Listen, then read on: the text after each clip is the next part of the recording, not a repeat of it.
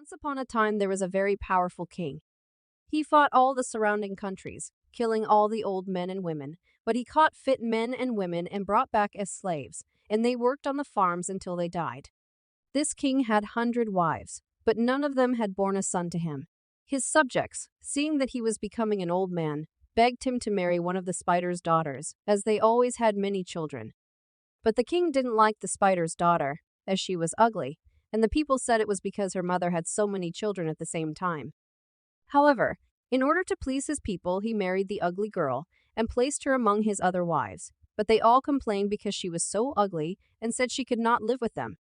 The king, therefore, built a separate house for her, where she was given food and drink the same as the other wives. Everyone mocked at her on account of her ugliness, but she was not really ugly, but beautiful, as she was born with 2 skins, and at her birth her mother was made to promise that she should never remove the ugly skin until a certain time arrived only during the night, and that she must put it on again before dawn. Now the king's head wife knew this, and was very fearful. She thought the king will find it out and fall in love with the spider's daughter. So she went to a juju man and offered him 200 rods to make a potion that would make the king forget altogether that the spider's daughter was his wife. The juju man finally consented to do this, and he made up some medicine, which the head wife mixed with the king's food. For some months, this had the effect of making the king forget the spider's daughter, and he used to pass quite close to her without recognizing her in any way. When 4 months had passed and the king had not once sent for Omega, for that was the name of the spider's daughter, she began to get tired and went back to her parents. Her father, the spider, then took her to another juju man, who, by making spells and casting lots, very soon discovered that it was the king's head wife who had made the juju and had enchanted the king, so that he would not look at Omega.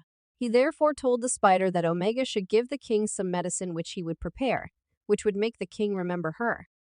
He prepared the medicine, for which the spider had to pay a large sum of money, and that very day Omega made a small dish of food, into which she had placed the medicine, and presented it to the king.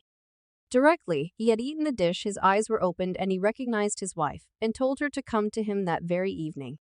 So in the afternoon, being very joyful, she put on her best cloth and went to the king's palace. Directly it was dark, and all the lights were out, she pulled off her ugly skin, and the king saw how beautiful she was, and was very pleased with her. But when the cock crowed, Omega pulled on her ugly skin again, and went back to her own house.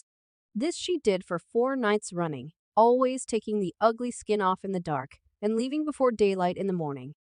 In course of time, to the great surprise of all the people, and particularly of the king's 100 wives, she gave birth to a son. But what surprised them most of all was that only 1 son was born, whereas her mother had always had a great many children at a time, generally about 50. The king's head wife became more jealous than ever when Omega had a son, so she went again to the juju man, and by giving him a large present induced him to give her some medicine which would make the king sick and forget his son. And the medicine would then make the king go to the juju man, who would tell him that it was his son who had made him sick, as he wanted to reign instead of his father. The juju man would also tell the king that if he wanted to recover, he must throw his son away into the water. And the king, when he had taken the medicine, went to the juju man, who told him everything as had been arranged with the head wife. But at first the king did not want to destroy his son. Then his chief subjects begged him to throw his son away, and said that perhaps in a year's time he might get another son. So the king at last agreed, and threw his son into the river, at which the mother grieved and cried bitterly. Then the head wife went again to the juju man and got more medicine, which made the king forget Omega for 3 years, during which time she was in mourning for her son. She then returned to her father, and he got some more medicine from his juju man, which Omega gave to the king. And the king knew her, and called her to him again, and she lived with him as before. Now the juju who had helped Omega's father, the spider, was a water juju, and he was ready when the king threw his son into the water, and saved his life and took him home and kept him alive.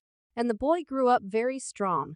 After a time Omega gave birth to a daughter, and her the jealous wife also persuaded the king to throw away. It took a longer time to persuade him, but at last he agreed, and threw his daughter into the water too, and forgot Omega again. But the water juju was ready again, and when he had saved the little girl, He thought the time had arrived to punish the action of the jealous wife, so he went about amongst the head young men and persuaded them to hold a wrestling match in the marketplace every week. This was done, and the water juju told the king's son, who had become very strong and was very like to his father in appearance, that he should go and wrestle, and that no one would be able to stand up before him. It was then arranged that there should be a grand wrestling match, to which all the strongest men in the country were invited, and the king promised to attend with his head wife. On the day of the match, the water juju told the king's son that he need not be in the least afraid, and that his juju was so powerful that even the strongest and best wrestlers in the country would not be able to stand up against him for even a few minutes.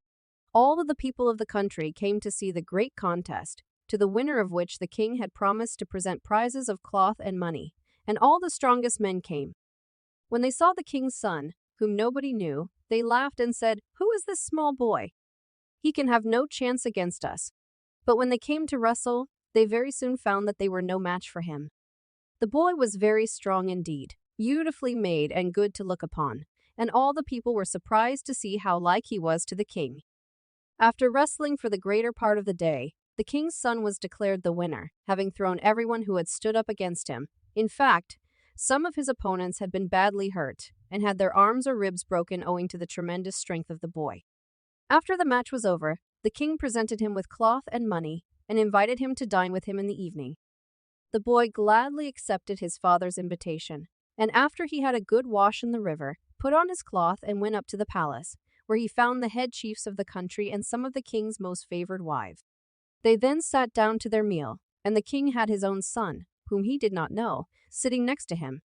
On the other side of the boy sat the jealous wife, who had been the cause of all the trouble.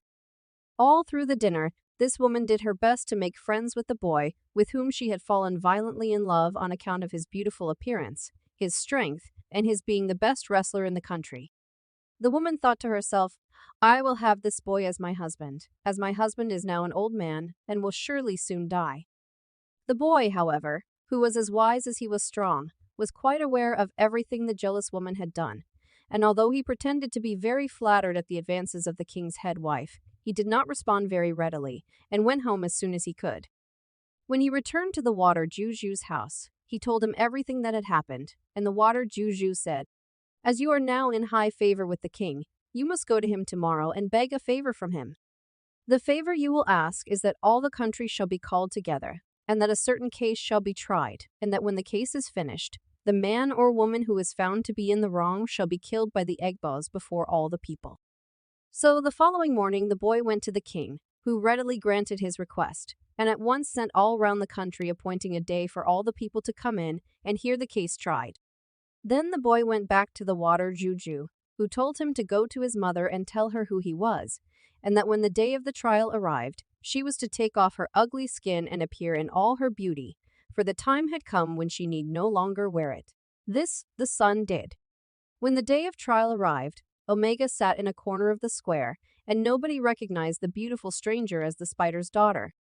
Her son then sat down next to her, and brought his sister with him.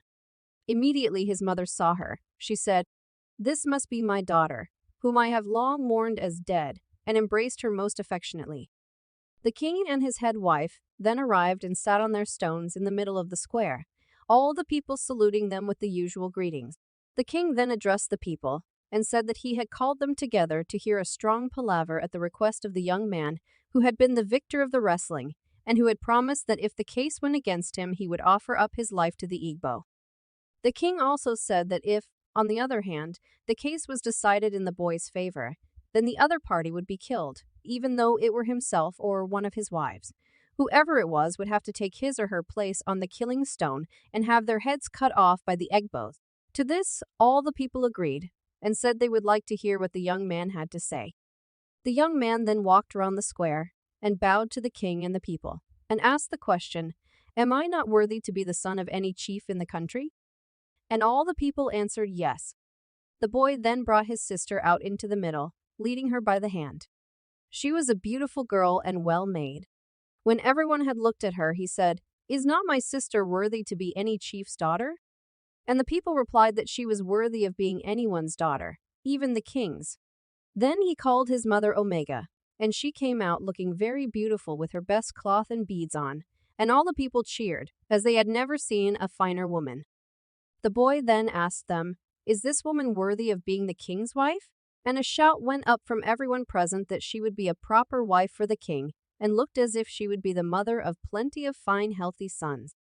Then the boy pointed out the jealous woman who was sitting next to the king, and told the people his story, how that his mother, who had 2 skins, was the spider's daughter, how she had married the king, and how the head wife was jealous and had made a bad juju for the king, which made him forget his wife, how she had persuaded the king to throw himself and his sister into the river, which, as they all knew, had been done, but the water juju had saved both of them and had brought them up.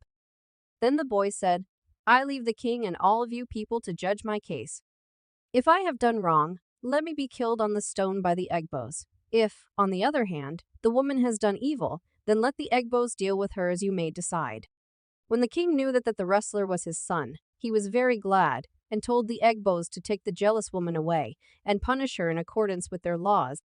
The Egbos decided that the woman was a witch, so they took her into the forest and tied her up to a stake and gave her 200 lashes with a whip made from hippopotamus hide, and then burnt her alive, so that she should not make any more trouble, and her ashes were thrown into the river. The king then embraced his wife and daughter and told all the people that she, Omega, was his proper wife and would be the queen for the future. When the palaver was over, Omega was dressed in fine clothes and beads, and carried back in state to the palace by the king's servants. That night, the king gave a big feast to all his subjects, and told them how glad he was to get back his beautiful wife, whom he had never known properly before, also his son who was stronger than all men, and his fine daughter. The feast continued for 177 days, and the king made a law that if any woman was found out getting medicine against her husband, she should be killed at once. Then the king built 3 new compounds and placed many slaves in them, both men and women. One compound he gave to his wife, another to his son, and the third he gave to his daughter. They all lived together quite happily for some years until the king died, when his son came to the throne and ruled in his stead.